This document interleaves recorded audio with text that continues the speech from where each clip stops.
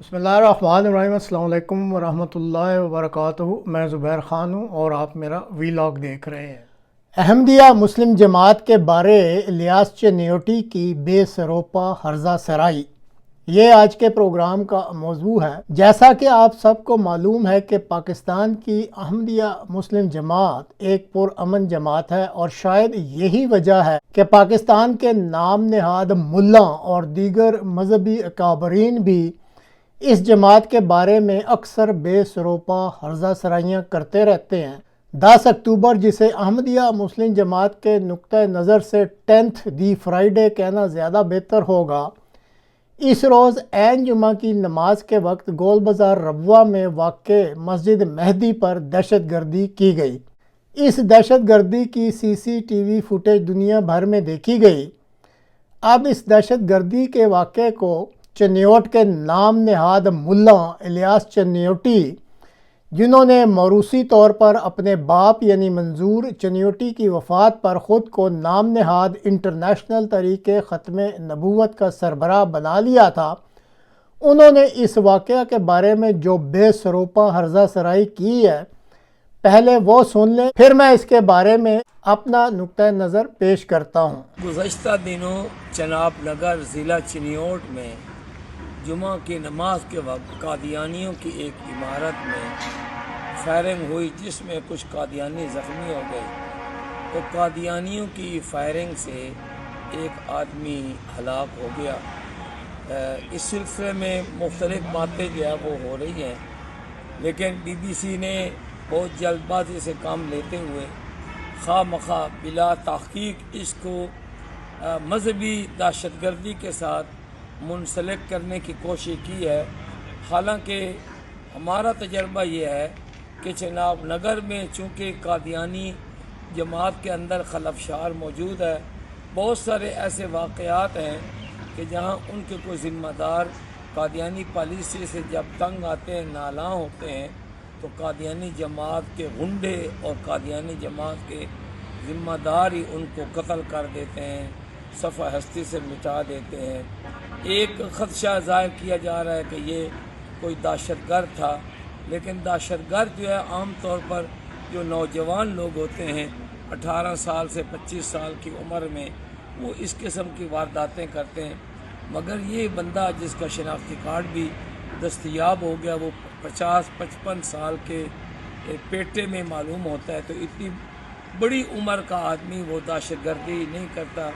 پھر جو اس کا انداز ہے فائرنگ کرنے کا، اور اس کے پاس جو اسلحہ ہے، دہشت گردوں کے پاس تو آج کلاشنکوفیں اور اس سے بھی تیز مشینیں ہوتی ہیں، اس کے پاس ایک پسٹل ہے، وہ ختم ہو گیا، دوبارہ وہ اس کا میگزین نکال رہا ہے، وہ ایسے دو ہاتھوں سے پکڑ کر فائرنگ کر رہا ہے جیسے کوئی پولیس کا ریٹائرڈ بندہ ہے یا فوج کا بندہ ہے۔ تو ابھی تک اس بارے میں کوئی تسلی بخش یا بات نہیں کی جا سکتی۔ ہمارا علماء کا ایک وفد DPO چنیوٹ سے ملا ہے اور ان کے سامنے اپنے خدشات بھی رکھے ہیں۔ یہ بھی واقعات ہوئے ہیں کہ قادیانی خود ہی اپنے بندے کو مار کر تو اس کا الزام مسلمانوں کے اوپر تھوپ دیتے ہیں۔ تو ہم نے DPO صاحب سے کہا کہ اس بات کا خیال رہے کہ اس قسم کی کوئی غلط رنگ اس کو دینے کی کوشش نہ کی جائے۔ بہرحال اس واقعے کی صحیح تحقیق ہونی چاہیے، چونکہ شناختی کارڈ برآمد ہو چکا ہے، اس کی گاڑی ہے، تو اس کا پتہ لگایا جائے، کھوج لگایا جائے کہ اس کا مسلک کیا ہے، مذہب کیا ہے، یہاں کس وجہ سے آیا ہے۔ قادیانیوں کی وہاں چناب نگر کی ایک ایک گلی کے اوپر جو ہے وہ سیکورٹی کیمرے لگے ہوتے ہیں، کیسے انہوں نے آنے دیا، کیسے اس کو موقع ملا، وہ گاڑی پر آیا اور وہ فائرنگ کرتا رہا، آخر کافی ٹائم سے وہ آیا ہوگا۔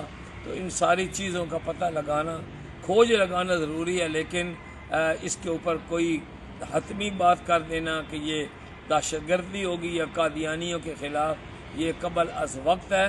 اور BBC لندن جیسے جو ادارے ہیں ان کو احتیاط کا دامن ہاتھ سے چھوڑنا نہیں چاہیے۔ السلام، محمد الیاس چنیوٹی، امیر انٹرنیشنل ختم نبوت موومنٹ پاکستان و ممبر صوبائی اسمبلی۔ آپ نے ملا چنیوٹی کی یہ بے سروپا گفتگو سنی، ان کو احمدیوں کی گول بازار کی میناروں والی مسجد قادیانیوں کی صرف ایک عمارت نظر آئی۔ ملا چنیوٹی صاحب، انسان میں کچھ تو شرم ہونی چاہیے۔ اختلاف رائے ضرور رکھیں لیکن شیر کو شیر تو کہنے کی ہمت پیدا کریں۔ ملا جی کہتے ہیں بی بی سی نے جلد بازی کی اور اس واقعے کو مذہبی دہشت گردی سے جوڑ دیا۔ ملا چنیوٹی صاحب، عین نماز جمعہ کے وقت جبکہ تمام نمازی نماز میں مصروف تھے اور عین اس وقت اگر مسجد پر کوئی حملہ کرتا ہے تو کیا اسے آپ کوئی شوقیہ حملہ کہیں گے؟